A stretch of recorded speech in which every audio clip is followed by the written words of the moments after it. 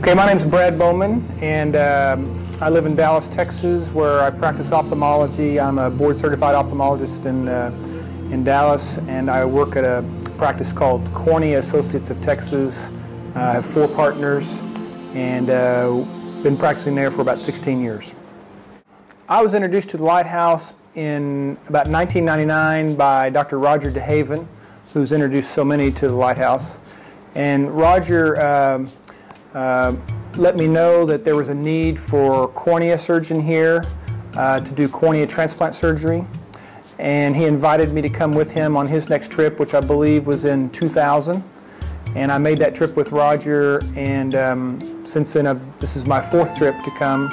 And you know, once you come, you kind of get an attachment to this place. You fall in love with the people that work here and the people that you serve and treat. So it's an amazing place. It's hard to come here just once and not come back. And then I've served on the board of directors of the Lighthouse for the past, probably 8 years, I guess, and done a lot of fundraising, things like that. So I'm all in. I've tried to come out about every 2 years after my first trip. It's important for me to come back and see some of the patients that I've performed surgery on before, and then it's just there's a great need here for cornea transplant surgery, and that's kind of my specialty. But there's also a great need for other surgeons to do cataract surgery and other specialists. We're constantly looking for specialists to come out and help our national doctors learn more. You know, when I come, it's not so much just to do the surgery, but also to teach the local doctor here at the Lighthouse, Dr. Matende, some things that I know so that he can go forward and do more. And I think it's important also to come and support the national doctor and encourage him, not just teaching him, but encouraging him as a friend and spiritually. I think that's important too. This year I brought my family for the first time.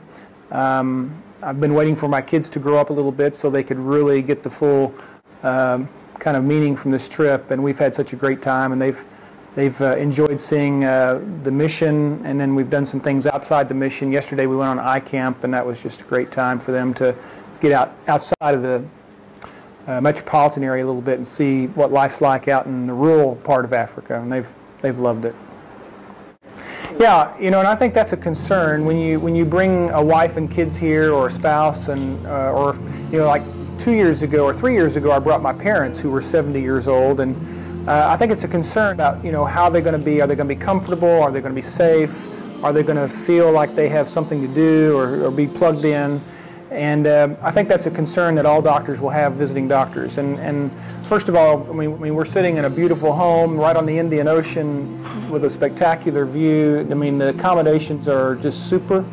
And I have, you know, to help me, I have somebody who cooks and prepares food here, does all of our laundry and cleaning. So it's much like living in a nice hotel, actually. So you're very comfortable here. So your family's safe. The compound where the Lighthouse is located is secure. We have 24-hour security to come and go. We do have access to a car, so if I feel comfortable driving in town, I can do that. As far as plugging the family in, you know, they've enjoyed kind of coming to the theater and watching some surgery. Just, you know, they can spend at least 2 days just kind of watching what's happening here and learning about the Lighthouse. We've had some plans of doing some painting, and there's always tasks that are non-medical that are available for family members to do. You know, doing some things like organizing our surgical supply room, or you know, getting involved in some of the spiritual work, talking to patients. There's always things that people can do while they're here. One interesting thing that we've done, I have an older son who's a soccer player in the United States, and we brought with us 120 soccer balls. So we've done so far what we call a soccer camp. We went out a 6-hour drive out to the bush yesterday and to do an eye camp. And while we were doing the eye camp, my son and my other 2 kids and my wife got together with about 300 kids in a local school. We took about 40 of them off to the side while the others watched, and we did basically a little soccer camp. And all those kids got a soccer ball that they could take home, and that was pretty cool, and a very neat way to plug the family in. We were worn out after that trip, but what a great way to minister to those kids. And then after the soccer camp was completed, we sat down with the kids and told them why we were there and what we were doing, and that we were Christians, and come and talk to them about soccer, but also the love of Jesus Christ.